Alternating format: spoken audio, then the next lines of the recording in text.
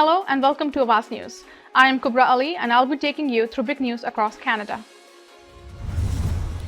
A construction worker has been rescued more than 4 hours after being pinned by a piece of concrete at a construction site in the city's west end on Friday. Around 3:16 p.m., a Awaz News camera captured the injured worker, a 56-year-old man, on a stretcher being loaded into an ambulance. Toronto Paramedics Operations Commander Jamie Rogers said the man's injuries are considered serious but non-life-threatening. He has been taken to a trauma center for treatment. Rogers added that the man was conscious and talking during the rescue. It is a successful end to rescue operations at the site near Lansdowne Avenue and Davenport Road that began shortly after 10:20 a.m. That's when emergency crews were called about a worker injured by a collapsed wall. Toronto Fire Division Commander Paul O'Brien said crews found the worker's legs pinned by a piece of concrete in a 24 inches wide area that is 3 to 4 meters down the side of the building. He noted that Toronto Fire's highly trained technical operations team and trench rescue teams were involved in freeing the worker. O'Brien said workers were doing some waterproofing at the bottom of the site when the incident occurred. Toronto Fire crews brought in Tower 1, an aerial platform that is considered one of the tallest firefighting apparatuses in North America. The tower is used as high point for our rope systems, O'Brien said. Our technical rescue teams use that to tie off to the ropes. They can use the rope rigging to remove the patient from the location. Lansdowne Avenue is closed in both directions between Davenport Road and DuPont Street for the investigation. The Ministry of Labour has been notified. A 17-year-old boy is facing charges after Durham police seized 325 kilograms of cocaine valued at more than $7 million. Officials say a drug enforcement unit concluded a drug investigation earlier this week on Monday, resulting in one of the largest drug seizures in the service's history. Investigators took the teen into custody for possession of cocaine for the purpose of trafficking and subsequently executed a search warrant at a facility in Toronto. During the search, officers located and seized 325 kilograms of cocaine valued at more than $7 million. Police are asking anyone with additional information about this or similar incidents to come forward and contact the Drug Enforcement Unit. Get ready to lose an hour of sleep thanks to daylight time, which goes into effect in about a week. For most Canadians, the annual clock change begins on Sunday, March 8 at 2 a.m. local time. That's when the official time will jump forward by an hour in order to prolong sunlight during the evening in summer and spring. If your smartphone is set to update the time and day, the change should be automatic. If you rely on an alarm clock or wristwatch to get you up in the morning, be sure to change the time before going to bed on Saturday, March 7th. Daylight time runs from the second Sunday in March to the first Sunday of November, when clock go back to standard time, giving us an extra hour of sleep. Most Canadian provinces and territories currently change their clocks for daytime, with the exceptions of Yukon, most Saskatchewan, and some parts of BC, Ontario, Quebec, and Inuit. There are increasing calls to end biennial clock changes. A 2025 study linked seasonal clock changes to a higher risk of obesity and stroke and highlighted other effects like an increase in heart attacks and fatal traffic accidents. In part, that's because time changes impact our circadian rhythm, which is the natural internal clock that regulates physiological processes like digestion, hormone release, and wakefulness. Although Canada's provinces and territories are responsible for setting timekeeping rules, in 2025, Liberal MP Marie-France Lalonde introduced a private member's bill to halt seasonal clock changes. In 2020, Ontario passed legislation to permanently remain on daylight time, but only if bordering Quebec and New York State follow suit. A 2024 public consultation in Quebec showed overwhelming support for year-round daylight time. While U.S. states have the power to switch to permanent standard time, federal law currently prohibits the adoption of permanent daylight time.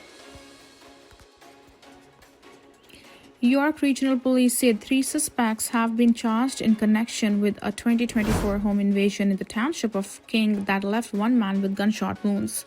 According to police, the home invasion occurred in the area of Paradise Valley and Fairmont Ridge Trails at around 6:20 p.m. on November 4, 2024.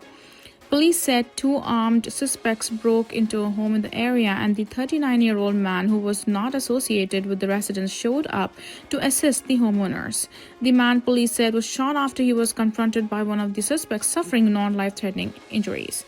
Following what police described as a lengthy investigation, search warrants were executed at the home in the town of Grimsby, Toronto, and Oshawa on February 26, 2026.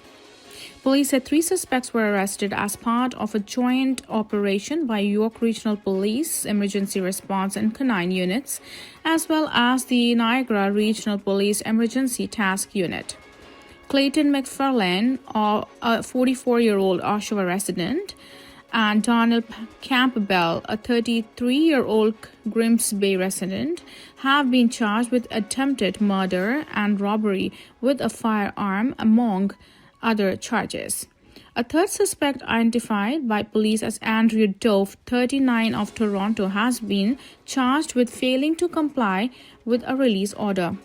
Investigators are releasing photos of the accused as they are believed to be responsible for similar incidents, police said in a news release issued Friday. Halton police have seized a combined 56 kilograms of opium and cocaine following a drug trafficking investigation in the Greater Toronto Area GTA. An investigation into illicit drug trafficking started in the fall of 2025, police said, and a suspect was identified as a result. On February 9th, officers executed search warrants at 2 locations and an associated vehicle. Police say they seized 36 kilograms of opium and 20 kilograms of cocaine, as well as approximately $20,000 in Canadian currency.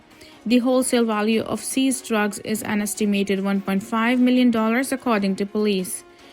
Aidan Zidane, 22, of Toronto, has been arrested and charged with possession of the purpose of trafficking of both cocaine and opium. Zidane has been held in custody pending a bail hearing in Milton.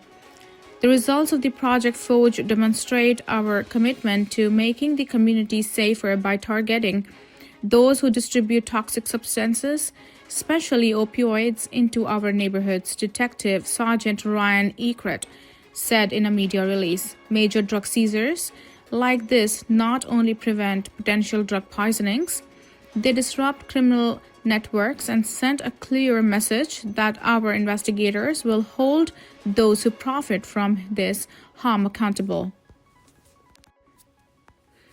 Police have arrested and charged 3 men from Toronto and Vaughan following more than a dozen break and enters across York Region. In a release on Friday, York Regional Police said an investigation called Project Dora began in December last year, looking into a series of break and enter incidents in Vaughan, Richmond Hill, and Markham. On February 26th, police received information that suspects in the investigation were in the area of Tower Hill Road and Bathurst Street in Richmond Hill. With the assistance from York Regional Police Air Support, officers observed the suspects enter a residence on Tower Hill Road, the release read. When officers arrived in the area, police said the suspects had returned to their vehicle where they were arrested along with the getaway driver. Police released a video on Friday showing the moment the suspects were surrounded by cruisers. Police said a quantity of Canadian, US, and Filipino currencies was seized. Following their arrests, York Police said they linked the suspects to 13 other residential break-and-enter incidents across York Region since December. Pata Mamarne, 31, of Toronto, Mikhail Shuagaradze, 44, of Toronto, and Tariel Nikuradze, 38, of Vaughan. All are facing multiple counts of break-and-enter, commit break-and-enter, intent possession of break-and-enter tools, and 1 count of participate in criminal organization. Nikuradze faces an additional charge of breach of probation. The investigation is ongoing, and anyone with the information is asked to contact police or Crime Stoppers. A major downtown intersection is going to be closed for more than a month as crews work to renew streetcar tracks in the area. The City of Toronto says that at 7 a.m. on Monday, the intersection of Bay and College Streets will be closed to all vehicle and cyclist traffic. Pedestrians and businesses will still have access. All the temporary sidewalk closures may be required, and alternate cycling routes will be in place, as well as adjustments to keep vehicle traffic moving. The city says the closure is to accommodate plans to replace the combined sewer and combined service lateral pipes on the College Streets from Yonge Street to Bay Street. The TTC will also renew the tracks on College and Colton Streets from Bay to Church Street. The intersection is expected to reopen mid-April during a pause in construction to accommodate the FIFA World Cup.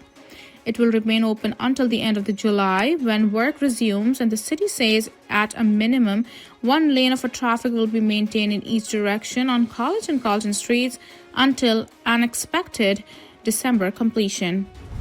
Thank you for tuning in. I'm Kubra Ali. I'll see you back tomorrow, same time, same channel. Have a good night.